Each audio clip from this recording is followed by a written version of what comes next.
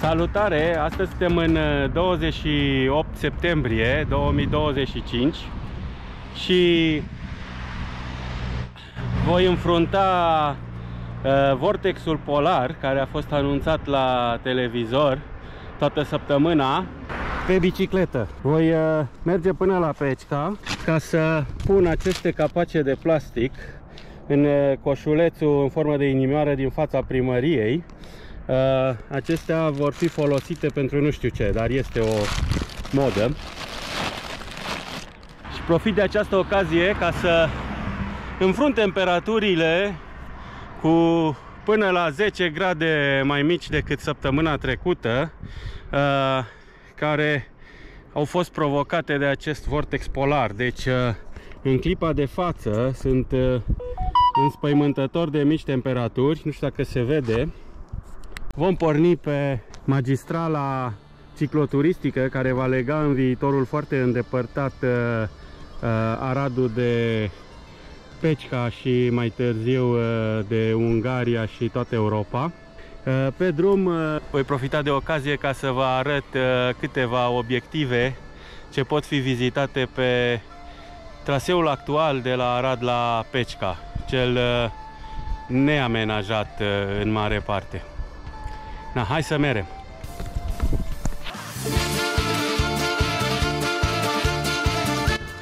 Ne aflăm în parcul natural Lunca Mureșului. Avantajul acestei piste de biciclete este că ea este o pistă de bicicletă ecologică, după cum vedeți. Iarba crește prin asfalt. Deci terenul pe care mergi este tare, dar totuși ai impresia că mergi pe iarbă. Pista asta așa pare construită de mântuiala sufletelor celor care se împiedică în ravenele care sunt pe ea și își rup gâtul.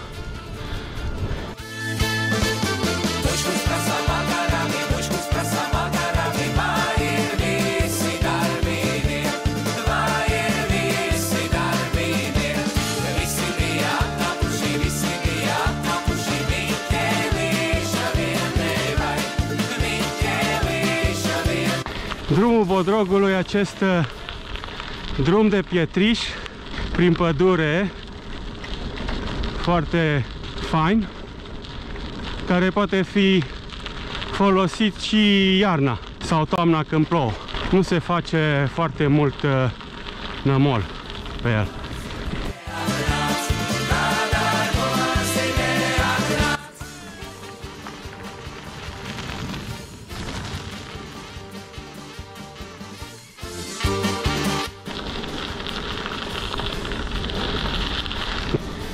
Așadar, drumul Bodrogului, așa cum a fost el până aici, se cam termină și avem două variante. Una este să mergem peste câmp, pe acolo. Este un drum făcut de utilajele agricole, nu este cartografiat, dar în fiecare an are un alt amplasament în funcție de cum ar proprietarii terenului. Iarna sau toamna, dacă sunt ploi, nu se poate circula pe aici. Drumul acesta duce în continuarea drumului Bodrogului, care leagă Bodrogul vechi de Pecica. Da? Acest drum nu ajunge în Bodrogul vechi, dar pentru că astăzi vreau să ajung și la Bodrogul vechi, voi lua această scurtătură care duce în cărarea C galben, care face legătura între Pecica și Arad, sau Arad și Pecica, prin Bodrogul vechi. Drumul inițial era pe aici, dar nu mai se distinge pentru că a fost arat și nimeni nu-l mai folosește. Pe hartă, în schimb, apare și acest drum și hărțile care folosesc OpenStreetMap, vă pot băga pe această cărare. Drum, arătură. Whatever. Aici s-a cam rărit pădurea.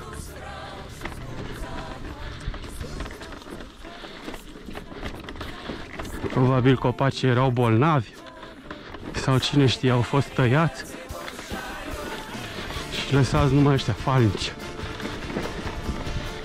Iată că am ajuns și în ceul galben și ceul galben pe copac, da?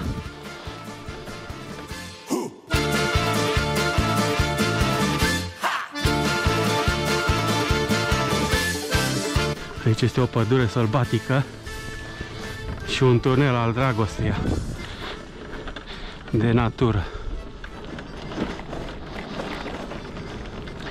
Deci ceul galben cam așa arată, de la intrarea în Arad până la ieșirea din pădure. Cam așa este aspectul traseului. E un drum îngust și trebuie avut grijă la colțuri dacă vin alți bicicliști.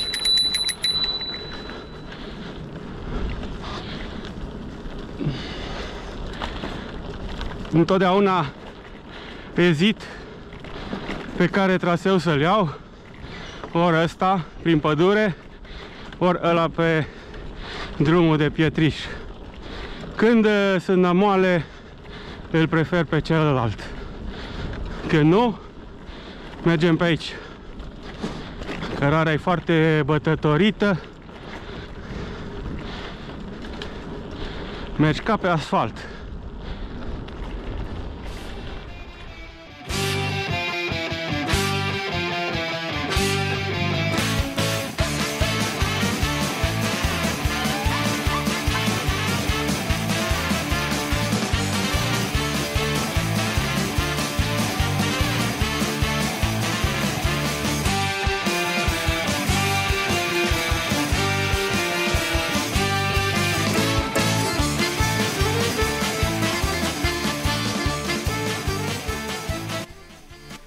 Deci Bodrogul vechi se găsește exact în Parcul Natural Lunca Mureșului și ține de Pecica, fiind cam la jumătatea drumului dintre Pecica și Arad. Aici se poate coborî și pe un mic ponton unde se poate pescui. Op! Atenție mare! Siguranța e nu chiar pe primul loc. Pontonul pare puțin părăsit. Cineva a căzut acolo.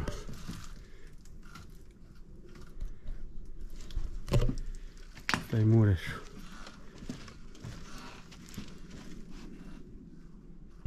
Ne continuăm așadar drumul către un nou obiectiv, nu înainte de a trece și vizita micul sat. Satul Bodrogul vechi pe vremuri a fost inundat și o vreme a fost părăsit, dar acum mai nou sunt din nou case. Să trezim câinii.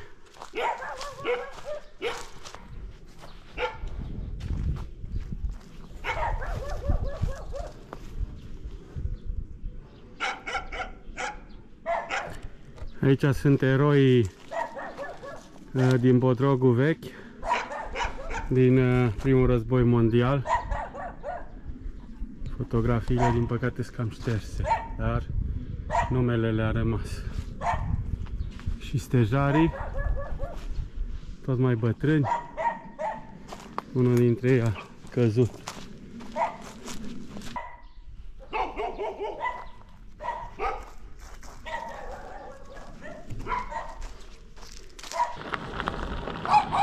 Și câinii fioroși.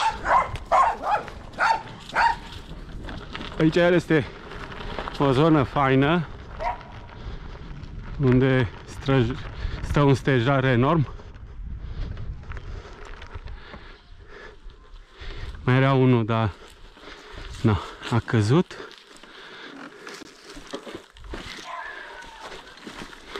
Și fântâna, vedem dacă are apă.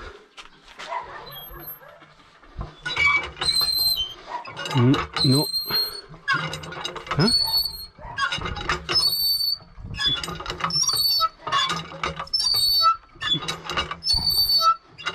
Nu. Nu are. Dar arată fain. Statuie cu fântână nefuncțională. Și cam ăsta e satul. Câteva case.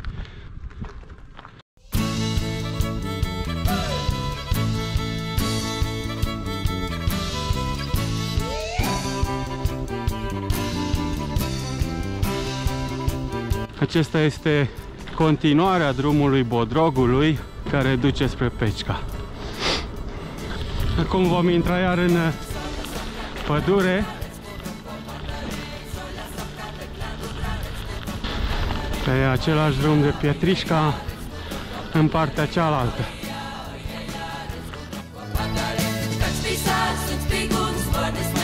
Și ajungem așadar și la schitul cu vioasa Parascheva, un loc foarte frecventat de oamenii zonei.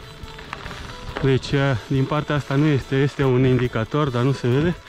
În schimb, mai multă lume vine de la Pecica. Așa că indicatorul este pus din partea asta. Drumul spre schit.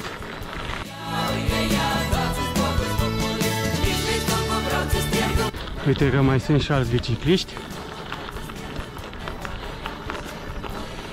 Ciao! Lăsăm bicicleta parcată și vizităm schitul.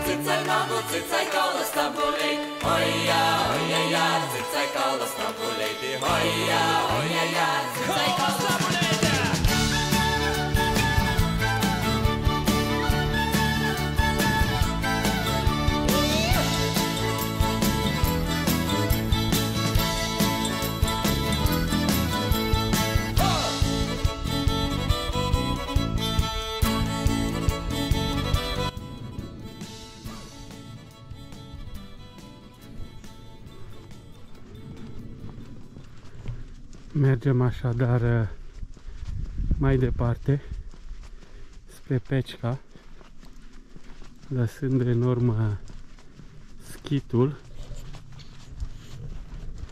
și câteva smochine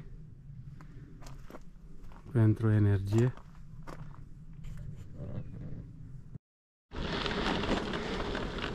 16 km deja și continuăm drumul spre Pecica, deocamdată pe drum de Pietriș, dar vrând să vizităm schitul, vom avea parte, din păcate, de o porțiune de drum mai delicată, pe care am mai arătat-o și în alte videouri.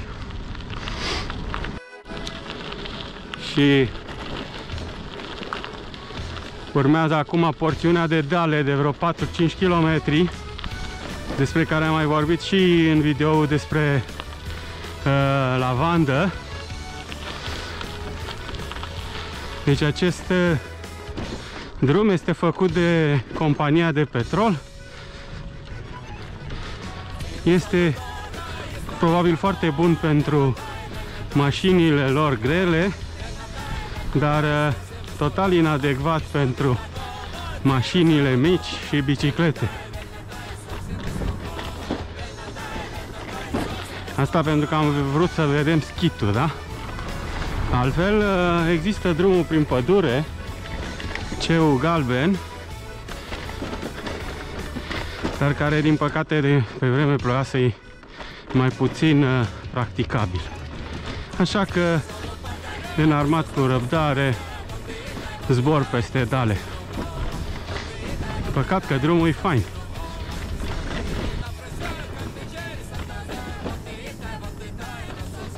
Haide ce fain să vede aici. Și drumul îți oferă posibilitatea să te minunezi la viteză mică de frumusețea locului.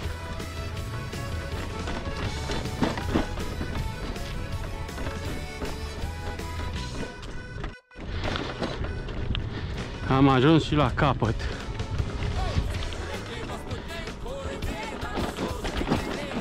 Mai e puțin și uite, ajungem acolo la dig, la Pecica. Deci dacă aș veni în fiecare zi sau mai des până la Pecica pe drumul ăsta, cred că bicicleta mea ar avea destul de mult de suferit. Mi-aduc aminte că într-un an, făcând drumul acesta mai des, mi se tot rupeau spițele. Dacă ar turna măcar puțin asfalt peste dalele astea, ar fi cât de cât mai bine.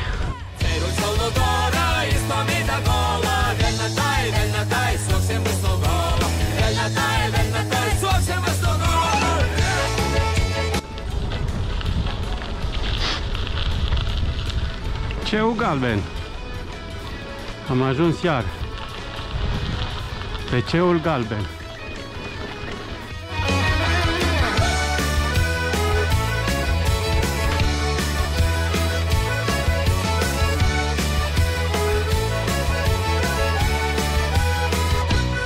Vom intra în oraș și vom merge pe pista de biciclete care exista încă dinainte de 1989 din Pecica. Atunci era o pistă de asfalt, acum e din pavele ca toate pistele din România. Dar e în stare bună și de ani de zile construită. Și dacă tot am venit aici, trebuie vizitată fântâna Momac.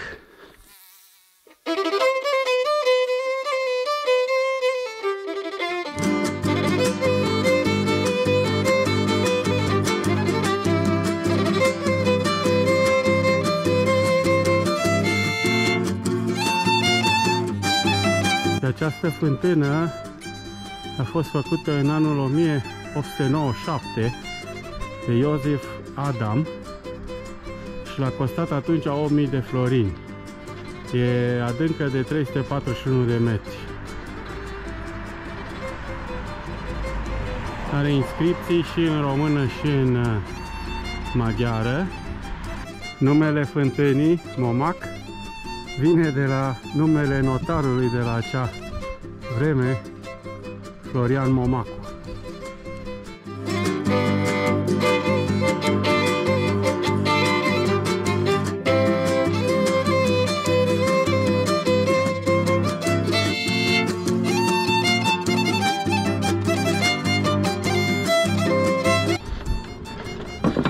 Și am ajuns așadar și la inimioara cu Capace.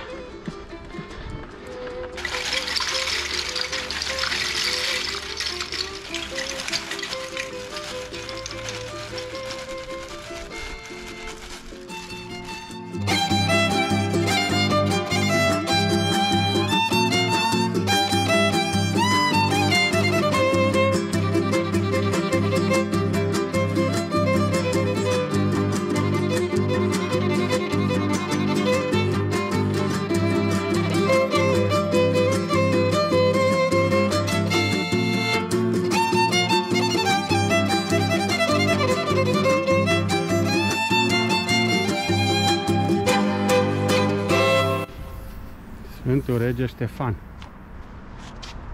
Coborâm din nou spre malul Mureșului și mergem mai departe până la un nou obiectiv care este din afara Pecicăi.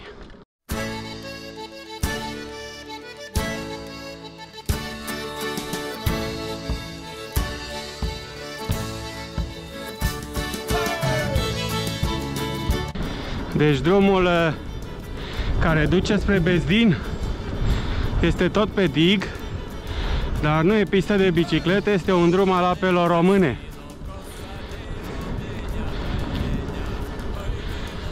Vântul s-a întețit puțin, se pare că vortexul devine mai agresiv.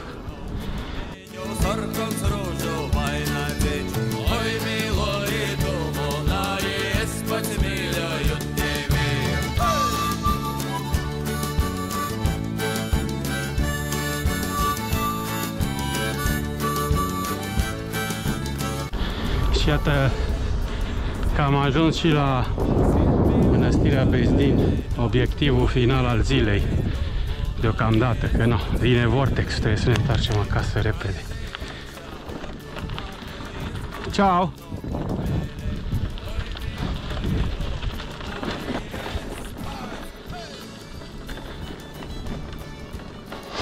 Se pare că mănăstirea, care este una sârbească, este în renovare, ceea ce este foarte bine, pentru că chiar are nevoie de renovare.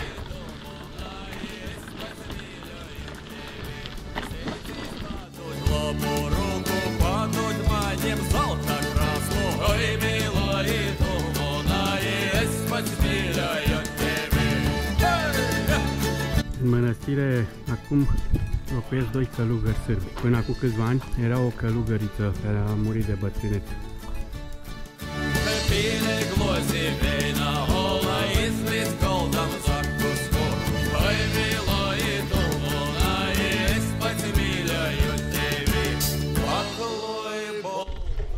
Și ia să vedem acum ce ne zice. Deci 20 de grade, la 17 zice că vine ploaia.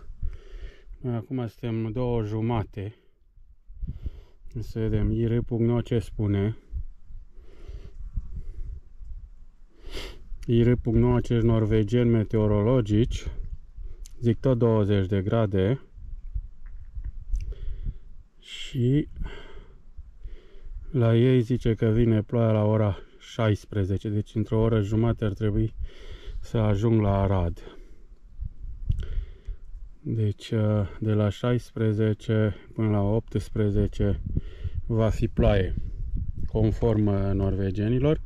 Iar radarul, cel în care mă încred cel mai mult,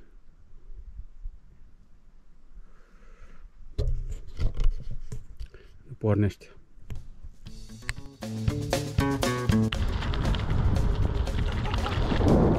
Stai acolo, mă! Băi, ce caut? Stai cu minte! Stai cu minte!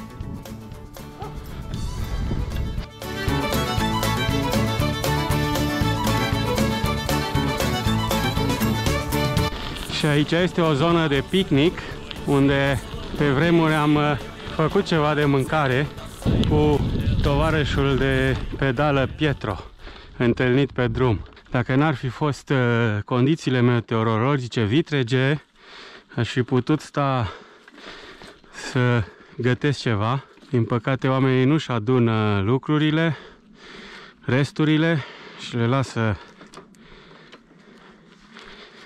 pe aici. Poate se gândesc ei că le ia altcineva. Deși au și coș de gunoi, tomberon. Și totuși, ce pot să fac? Ia să vedem, apă este?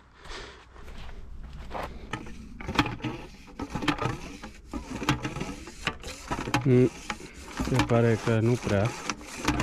Pompa merge în gol.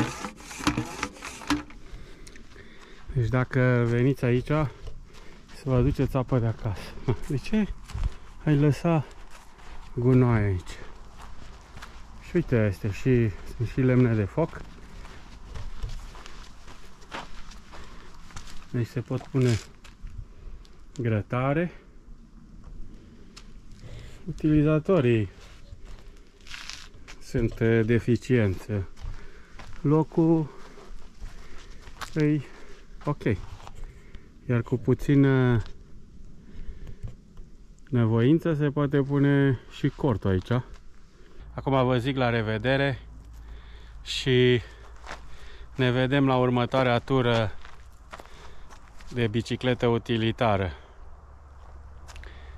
Să aveți o zi plină de realizări personale, că profesionale veți avea destule de luni. Pa! Nu puteam să omitem din traseul nostru cicloturistic în Parcul Natural Lunca Mureșului Măltărețul. Acest loc cu rațe și lebede. Lebedele sunt ascunse. Acest inconturnabil al bicicliștilor veseli. Acum chiar că încheiem, traseul a fost destul de dur în condițiile meteo extreme, temperaturi mici până la 17 grade. Abia au atins termometrele 20 câteodată, dar da, am reușit, am dus capacele, am supraviețuit de orice